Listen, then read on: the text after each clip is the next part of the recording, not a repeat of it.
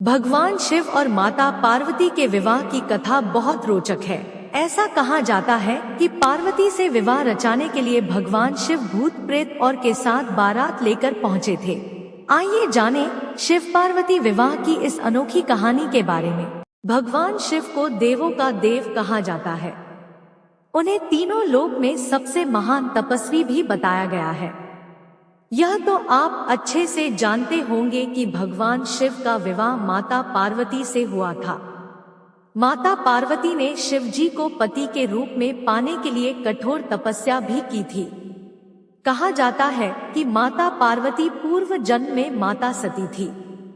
पुराणों में भगवान शिव और माता पार्वती के विवाह का जिक्र मिलता है। ऐसा कहा जाता है कि महाशिवरात्रि के पावन दिन पर शिव पार्वती का विवाह हुआ था।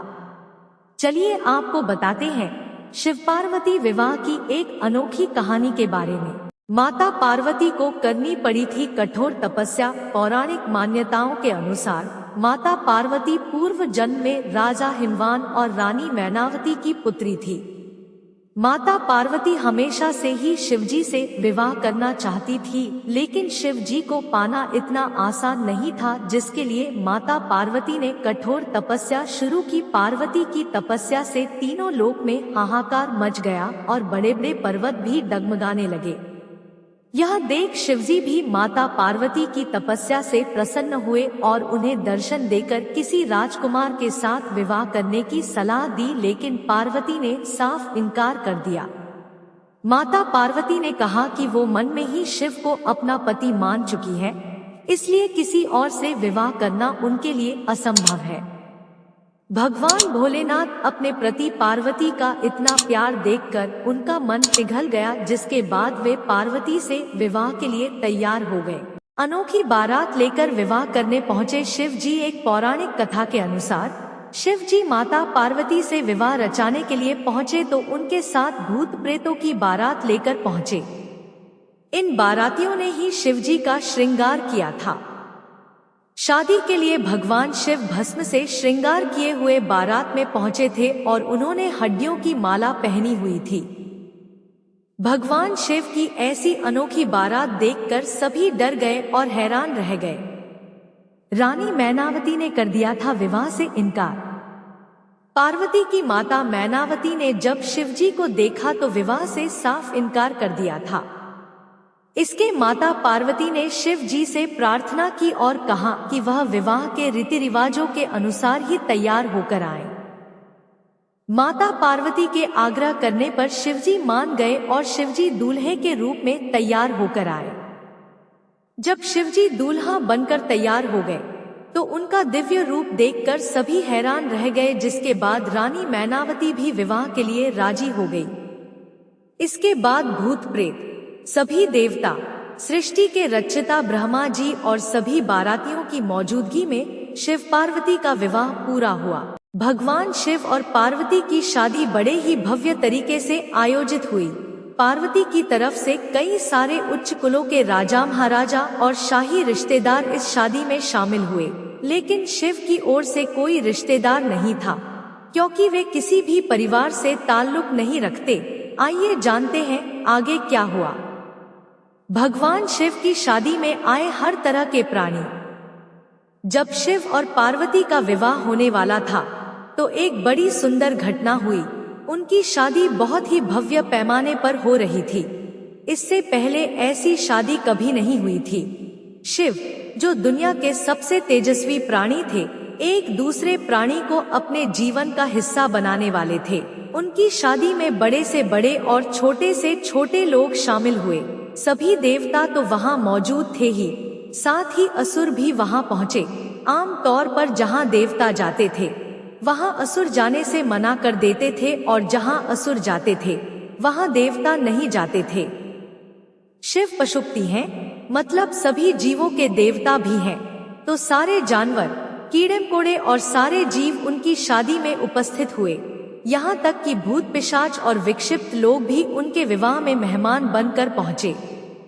उनकी आपस में बिल्कुल नहीं बनती थी, मगर यह तो शिव का विवाह था, इसलिए उन्होंने अपने सारे झगड़े भुलाकर एक बार एक साथ आने का मन बनाया शिव पशुपति हैं, मतलब सभी जीवों के देवता भी हैं, तो सारे जानवर, कीड़े मकोड़े और सारे जीव उनकी शादी में उपस्थित हुए। यहाँ तक कि भूत पिशाच और विक्षिप्त लोग भी उनके विवाह में मेहमान बनकर पहुँचे। यह एक शाही शादी थी, एक राजकुमारी की शादी हो रही थी, इसलिए विवाह समारोह से पहले एक अहम समारोह होना था। भगवान शिव और देवी पार्वती की वंशावली के बखान की रस्म, वरवधू दोनों की वंशावली घोषित की जानी थी। एक राजा के लिए उसकी वंशावली सबसे अहम चीज होती है, जो उसके जीवन का गौरव होता है। तो पार्वती की वंशावली का बखान खूब धूमधाम से किया गया। यह कुछ देर तक चलता रहा। आखिरकार जब उन्होंने अपने वंश के गौरव का बखान खत्म किया, तो वे उस ओर मुड़े जिधर वर शिव बैठे हुए थे। सभी अतिथि इंतजार करने लगे कि वर की ओर से कोई उठकर शिव के वंश के गौरव के बारे में बोलेगा, मगर किसी ने एक शब्द भी नहीं कहा। वधू का परिवार ताज्जुब करने लगा, क्या उसके खानदान में कोई ऐसा नहीं है जो खड़े होकर उसके वंश की महानता के बारे में बता सके? मगर वाकई कोई नहीं था। वर के माता पिता, रिश्तेदार या परिवार से कोई वहां नहीं आया था, क्योंकि उसके परिवार में कोई था ही नहीं। वह सिर्फ अपने साथियों, गणों के साथ आया था जो विकृत जीवों की तरह दिखते थे। वे इंसानी भाषा तक नहीं बोल पाते थे और अजीब सी बेसुरी आवाजें निकालते थे। वे सभी नशे में चूर और विचित्र अवस्थाओं में लग रहे थे। भगवान शिव ने धारण किया मौन। फिर पार्वती के पिता पर्वत राज ने शिव से अनुरोध किया, कृपया अपने वंश के बारे में कुछ बताइए। शिव कहीं शून्य में देखते हुए चुपचाप बैठे रहे। वह न तो दुल्हन की ओर देख रहे थे, न ही शादी को लेकर उनमें कोई उत्साह नजर आ रहा था। शिव कहीं शून्य में देखते हुए चुपचाप बैठे रहे। वह न तो दुल्हन की ओर देख रहे थे, न ही शादी को लेकर उनमें कोई उत्साह नजर आ रहा था। वह बस अपने गणों से घिरे हुए बैठे रहे और शून्य में घूरते रहे। वधू पक्ष के लोग बार बार उनसे यह सवाल पूछते रहे, क्योंकि कोई भी अपनी बेटी की शादी ऐसे आदमी से नहीं करना चाहेगा जिसके वंश का अतापता न हो। उन्हें जल्दी थी, क्योंकि शादी के लिए शुभ मुहूर्त तेजी से निकला जा रहा था, मगर शिव मौन रहे। समाज के लोग, कुलीन राजा महाराजा और पंडित बहुत घृणा से शिव की ओर देखने लगे और तुरंत फुसफुसाहट शुरू हो गई। इसका वंश क्या है? यह बोल क्यों नहीं रहा है? हो सकता है कि इसका परिवार किसी नीची जाति का हो और इसे अपने वंश के बारे में बताने में शर्म आ रही हो। नारद मुनि ने इशारे से बात समझानी चाहिए। फिर नारद मुनि, जो उस सभा में मौजूद थे, ने यह सब तमाशा देखकर अपनी वीणा उठाई और उसकी एक ही तार खींचते रहे। वह लगातार एक ही धुन बजाते रहे, टोइंग टोइंग टोइंग। इससे खींचकर पार्वती के पिता पर्वत राज अपना आपा खो बैठे। यह क्या बकवास है? हम वर की वंशावली के बारे में सुनना चाहते हैं, मगर वह कुछ बोल नहीं रहा। क्या मैं अपनी बेटी की शादी ऐसे आदमी से कर दूं? और आप यह खिजाने वाला शोर क्यों कर रहे हैं? क्या यह कोई जवाब है? नारद ने जवाब दिया, वर के माता पिता नहीं है।